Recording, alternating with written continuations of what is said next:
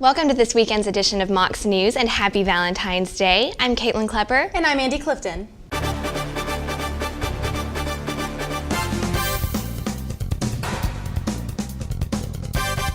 The fight to save men's track and field continues with a confrontation at the Student Government Association meeting. You may remember that UTC officials will cut the program at the end of this season to gain parity with women's sports.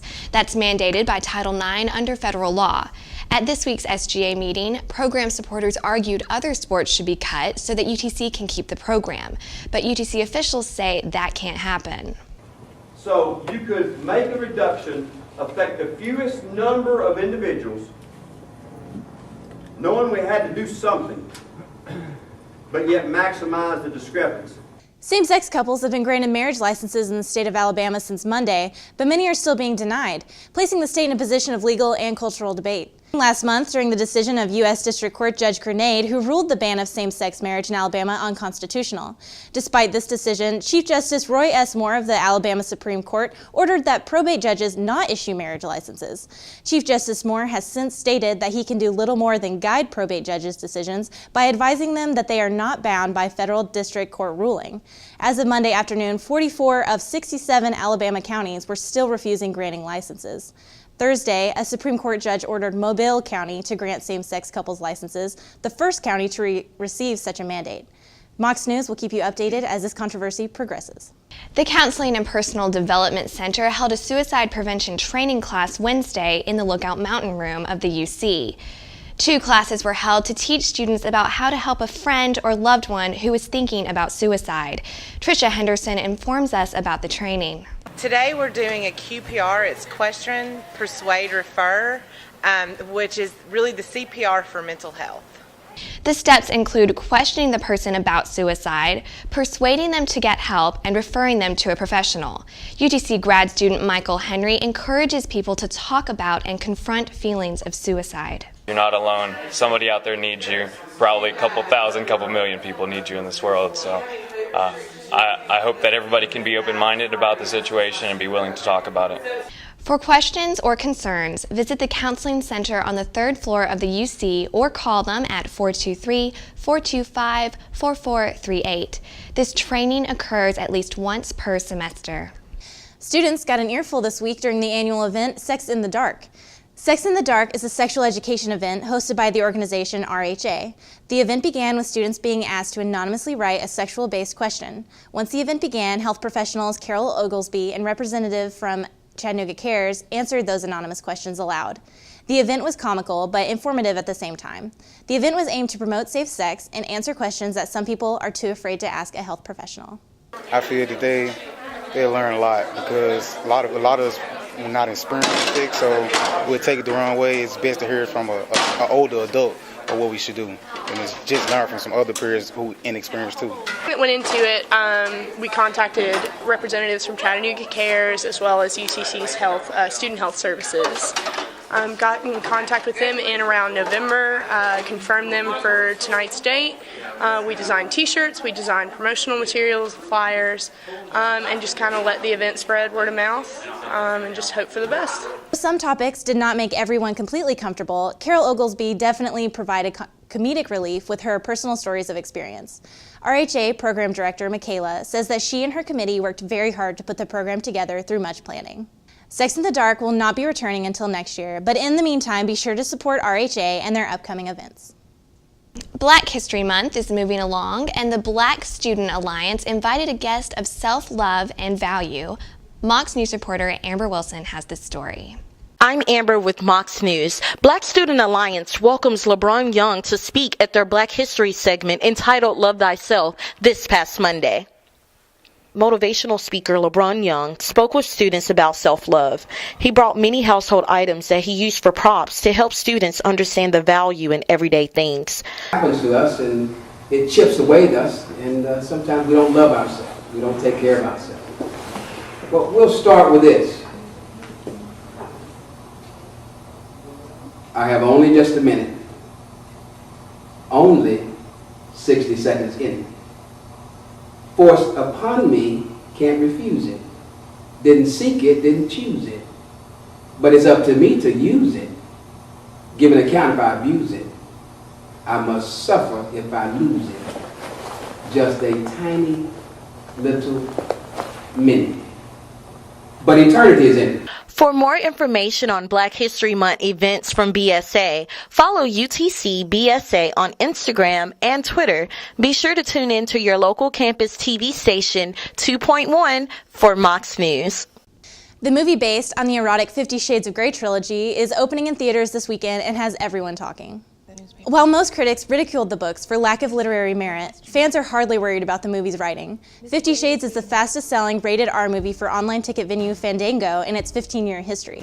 Analysts expect the movie to do $60 million at the box office opening weekend, and director Sam Taylor announced last week that there will be 2 sequels. One downtown Chattanooga theater is already facing sold-out showtimes.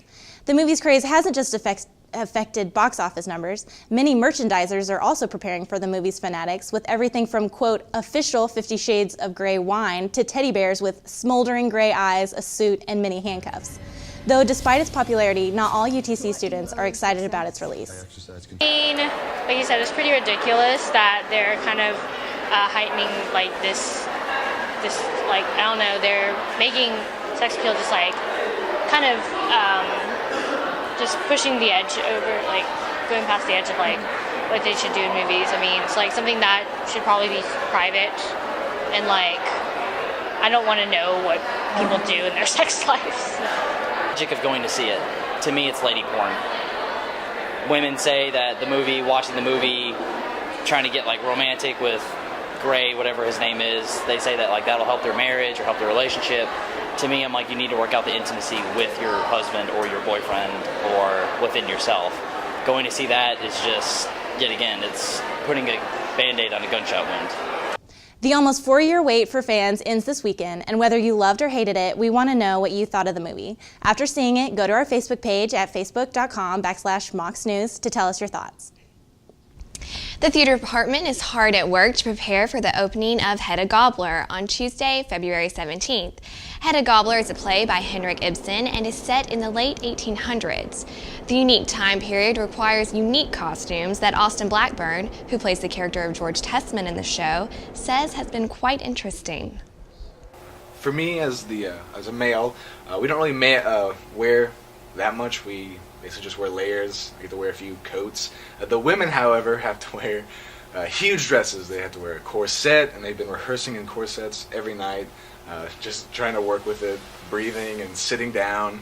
They have these huge bustles, and sitting down is kind of awkward for them, but they're getting it, so. Hedda Gabler is based on the social issue of that time period in which women had very little control over their own lives. Gay Jeffers, the director of Hedda Gabler, discussed the many ways in which a play of this time period can be different from a more modern show.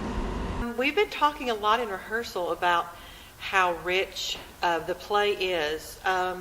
There are a lot of really great details that have to do with when, where, how, why, which sometimes modern playwrights just kind of gloss over.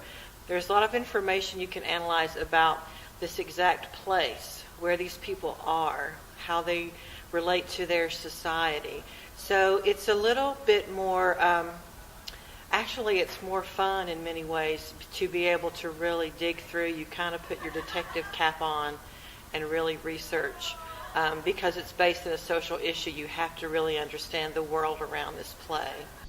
Jeffers described Hedda Gabler as a well-made play, saying that each act builds to a reveal, meaning that audiences can expect a surprise twist. Hedda Gabler opens on Tuesday, February 17th, and runs through Saturday, February 21st. Tickets can be bought at the box office in the Fine Arts Center. Chattanooga is preparing for the recently announced Lantern Fest. Attendees of the event will be able to decorate, then light the lanterns before releasing them together. Currently, the sale and use of sky lanterns is prohibited in the state of Tennessee because of the uncontrollable and potentially hazardous nature of the lights.